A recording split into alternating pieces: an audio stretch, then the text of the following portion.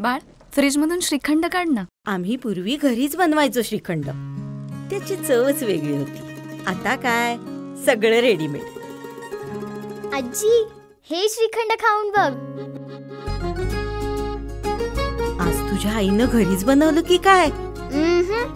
हे आहे गोकुळचं श्रीखंड. अगदी जिभेवर रेंगाळणार. जिभेवरच नाही तर मनावरही रेंगाळणार. गोकुळ श्रीखंड, मनावर रेंगाळणार. ॲक्च्युली ही जी मुलगी आहे ही पुण्यामध्ये कामाला आहे ती, आणि ती इथून फलटणला तिच्या गावी चाललेली होती. सकाळी 5:30 पावणे 6च्या दरम्यानची ही गोष्ट आहे. ती स्वारगेट बस स्टँडमध्ये बससाठी थांबलेली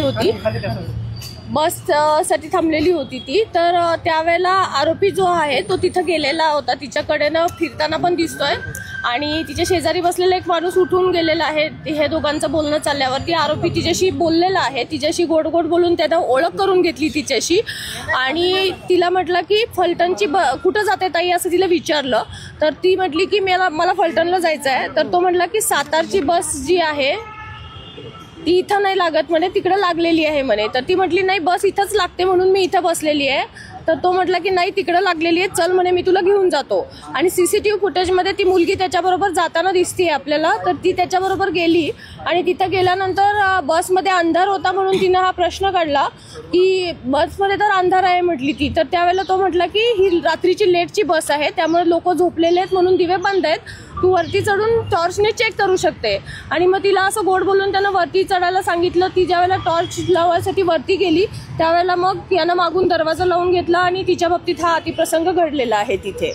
त्याच्यानंतर तो आरोपी उतरून गेला. ही मुलगी बसमधनं उतरली, आणि आपल्या बसने म्हणजे कुठंही तिथं दुसऱ्या बसचा एक ड्रायव्हर तिथं दिसत आहे वगैरे, पण ती उतरून दुसऱ्या बसने आपल्या गावी चाललेली होती. आणि जात असताना मग तिनं मित्राशी बोलली, आणि मित्रांना सांगितल्यानंतर ती पोलीस स्टेशनला इथं कंप्लेंट देण्यासाठी आली. काल ती इथं पोलीस स्टेशनला आल्यानंतर तिनं कंप्लेंट दिल्यानंतर आम्ही इमिजिएट CCTV फुटेज काढलेले आहेत तिथले. त्या CCTV फुटेजमध्ये आरोपी आम्हाला निष्पन्न झालेला आहे.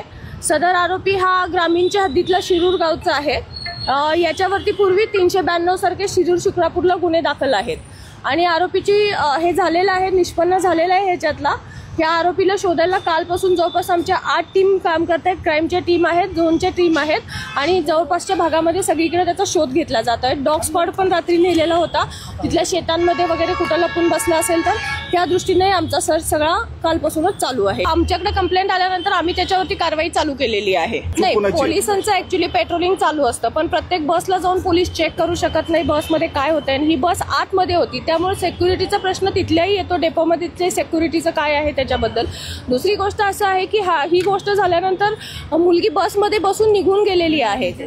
तर तिनं थोडा जर आरडाओरडा तिथं केला असता तर इमिजिएट लोकांनी बऱ्यापैकी मदत केली असती. CCTV फुटेजमध्ये आपल्याला दिसतंय तो आरोपी खाली उतरतोय, त्याच्या 2 मिनिटात मुलगी लगेच खाली उतरते, पण असा कुठला प्रकार तिथं झालेला आढळून आलेला नाहीये.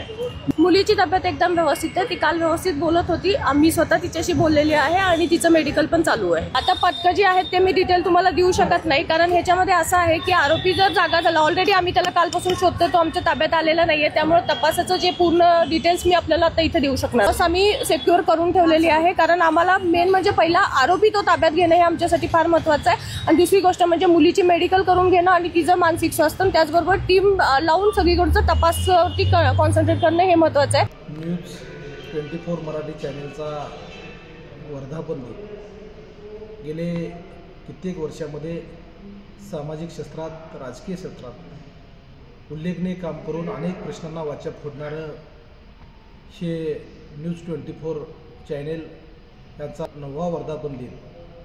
ह्या वर्धापन दिनाच्या निमित्तानं त्यांची उत्तुंग भरारी घेऊन जिल्ह्याच्या राजकीय, सामाजिक आणि सांस्कृतिक कार्यक्रमामध्ये ज्या पद्धतीनं जनतेच्या प्रश्नांना वाचा फोडायची, ती वाचा भविष्यकाळातून आपल्या माध्यमातून जास्तीत जास्त फोडावी. सामान्य जनतेला आपल्या न्यूज चॅनेलच्या वाचकांना, प्रेक्षकांना न्याय देण्याचं काम आपण या 9व्या वर्धापन दिनामध्ये करावं. आपणास भविष्याच्या वाटचालीस शिवसेना उद्धव ठाकरे पक्षाच्या वतीनं खूप खूप अशा शुभेच्छा देतो.